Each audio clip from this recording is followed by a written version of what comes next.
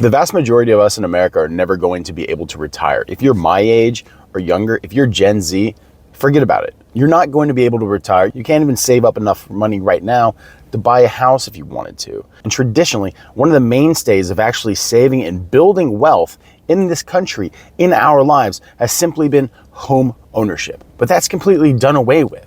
The vast majority of Americans now are just never going to own a home. If you're never going to own a home, then you're not going to have anything that builds that serious amount of wealth that maybe one day you can sell your home and retire.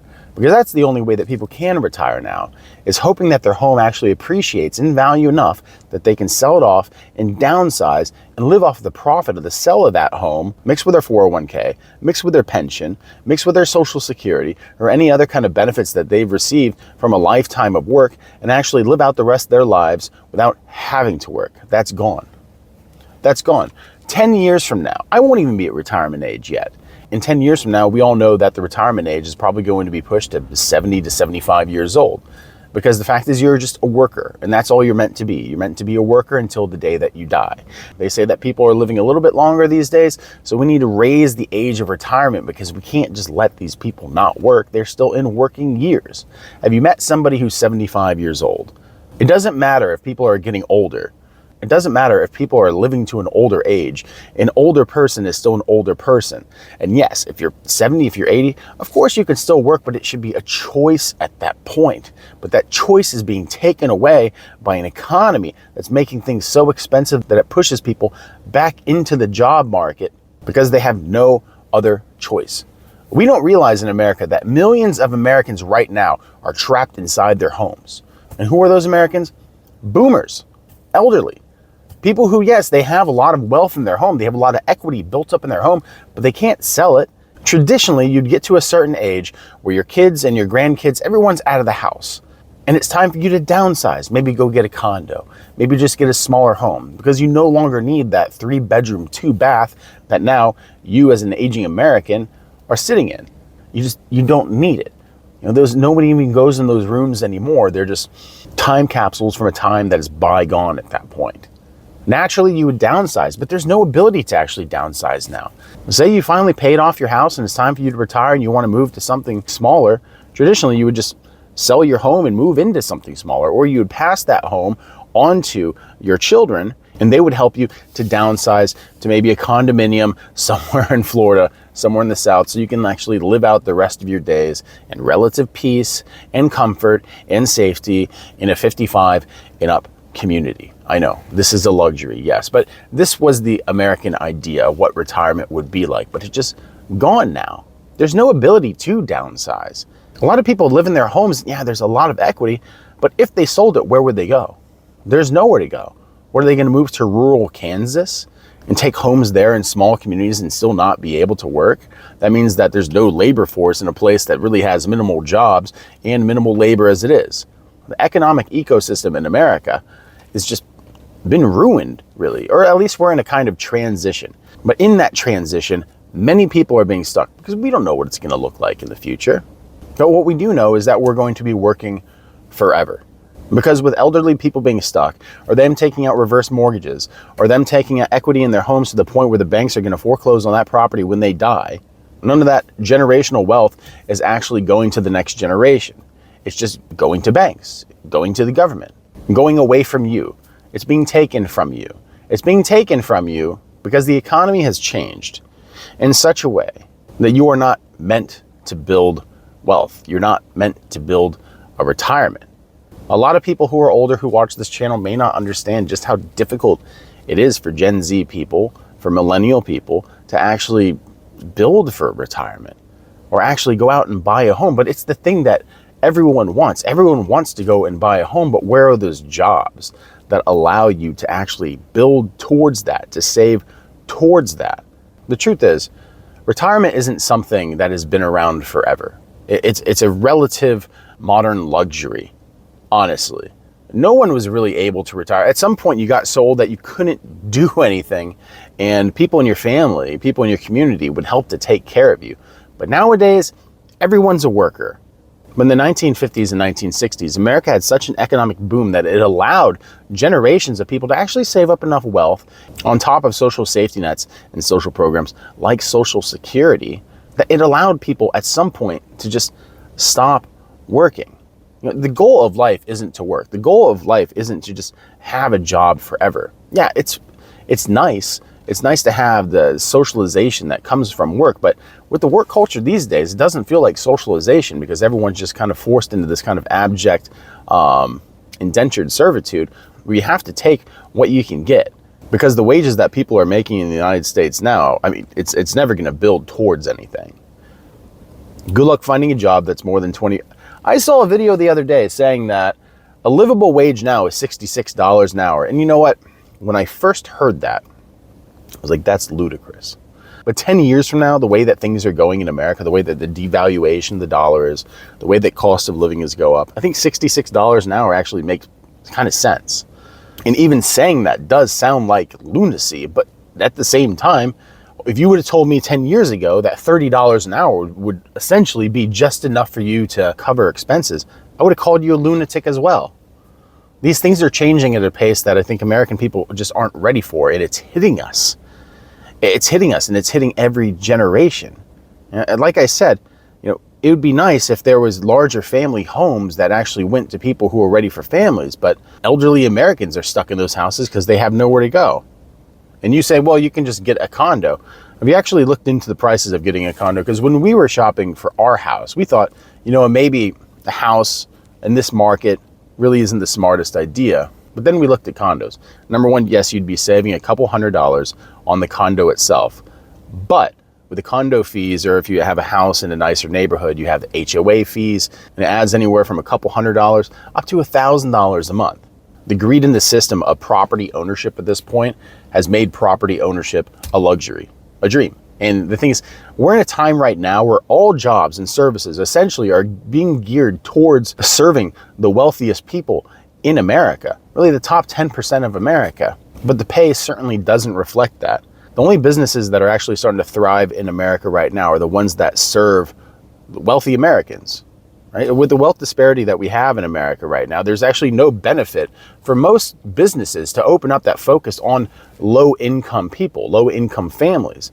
Because yes, low-income Americans typically spend all their money on goods and services. And when we hear this, we think, well, they just have bad spending habits. It's like, no, all you can afford is goods and services. And what is goods and services? Goods and services is groceries. It's getting your oil changed. It's fixing your air conditioning unit. These are goods and services. Wealthiest people in America, they're the only ones in this country who can actually afford to buy assets these days. And assets are where your wealth grows. It's where wealth is stored, but it's also where it grows. And people who say that, well, the price of assets is going to crash, the price of homes is going to crash, and eventually we'll all be able to afford it again. When is that going to happen? In what reality does that happen? Unless we go into a serious time of deflation where the American dollar is actually worth more, or America experiences some kind of economic ruin and the surplus is so high and the demand is so low that prices plummet across the board. But you have to think about assets as more than just a house. Assets are much more than that. It's just that property is always there and it's difficult to maintain, but it's easy to maintain. So if you have enough wealth that you need to store it somewhere where you know that it's going to be anti-inflationary, then property is pretty much your best chance. Of course, you can always throw it into the S&P 500. And although that goes up and down in general, unless some kind of apocalyptic event in America happens, that's going to continue to go up as well. But actually keeping your money in your bank account and saving it is just going to chip away until it's worth nothing. And that's one of the reasons that Americans my age just aren't going to be able to retire. Because we don't have money to put in the S&P 500. We don't have money to put into a real estate. And the idea of just working harder for it, it leaves a bad taste in people's mouth now, because most Gen Z, most millennials work an absurd amount of hours. An absurd amount of hours. 50 to 60 hours a week is kind of a bare minimum for many Americans. For the majority of Americans, it's the bare minimum to actually just to get to ends meet, pay for your expenses, and maybe have a little bit extra at the end of the month that you can save. But it's still, what you're saving is maybe $100, maybe $200. Working 50, 60 hours a week isn't going to give you $1,000, $2,000 a month that you can go ahead and put towards your retirement. And there's also this feeling in general of pointlessness when it comes to actually thinking about retirement in the future, because you just see your money's value going down while the cost of everything is going up. It feels real counterintuitive to save money in a system where that money is going to be worth even less. You can look at the polls, and in general, most people think that $3 million is going to be enough for them to retire 20 years from now. $3 million. $3 million 20 years ago was an obscene amount of money. And of course you retire on that. But now, $3 million 20, 30 years from now, when right now $100,000 is essentially a poverty wage, what happens 20, 30 years from now when $250,000 is a poverty wage? Because that's what it feels like it's going to be as things continue to get more expensive. As we get more and more inflation, 20 or 30 years from now, $3 million might be nothing. And that's a really scary thing to try to comprehend. That what right now is a vast amount of money, at the end of our lives is going to be nothing. But I guess we can talk to the boomers right now and ask them, $1 million to you back in the 1960s, 1970s was, an absorbent amount of wealth. But now, I just saw a report saying that almost 1 in 10 Americans now are millionaires as far as the assets that they have. That doesn't feel that way. I guess it depends what region that you're in. Here in Ohio, it certainly doesn't feel that way.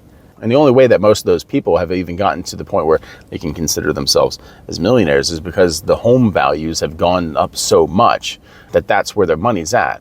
But it's not something that you can just sell. The vast majority of millionaires in America are still house poor. They still live paycheck to paycheck. And like I said, it's an absurd thought. If you would have thought of that 20, 30 years ago, that someone can have $1 million but not actually be able to use it, not be able to touch it. Because what are you going to do? You're going to sell your $1 million house, you're going to sell your $500,000-$600,000 home and move into a condo where your mortgage with that and the condominium fees would be just as much as a mortgage for the same size house? It's lunacy. The whole system is it's lunacy. The whole system is it's wrong, and we're not going to be able to retire. Not in America, not in this system now. And we're going to go back to what we've been saying a couple months ago at this, leave the country. This idea that America has a stranglehold on being able to retire and having some kind of financial freedom, man, that's over now. That's dead. Listen, if you were born into it, you can maintain it and you can grow. But we're at the time right now that if you were born poor in America, you're pretty much going to die poor. Unless you're an anomaly of a human being, you can get out there and you can not just grind and not just have luck, but be the 1 in 100, the 1 in 1,000. And a lot of you think that, hey, that's me. I'm the 1 in 100. I'm the 1 in 1,000. But what are the chances of that being you? Hedge your bets. You can always go somewhere else. This system's broken. We can talk about changing and all we want, and we do need absolute change in America. But at the same time, I guilt no one who wants to leave this country to find a better life. Because you may not be able to retire until you're 75 or 80 in America. You can sure as hell retire at 40, 45, 50 years old in another country, I promise you. I was living a retired life before I came back here because I wanted to have a family. And, regardless, if you are a high performer, America is a great place to make money. But you have to be very careful with your spending. And I am just as frugal as it comes because I grew up super, super poor. And that's really the only way that this whole thing works here. But yeah, if for the normal American, for the normal millennial or Gen Z, retirement's just done. We don't have the assets. We can't get the homes. The inheritance is done. The cost of living is skyrocketing. Wages, although they're going up marginally, the fact is they don't even meet with inflation. So we're just always going to be in a kind of decline until the cost of living is so outpaced the ability for people to bring income in that being destitute is really the new normal in America. And as the generations move on, that sense of this is what normal is, being poor, being normal, becomes normal. And we become an even poorer country. We become a low-income country. We become a country where severe wealth disparity is just seen as normal now. The haves and the have-nots, that's what will define our country in the time to come. It's America in many ways is done, and it's definitely left Americans behind.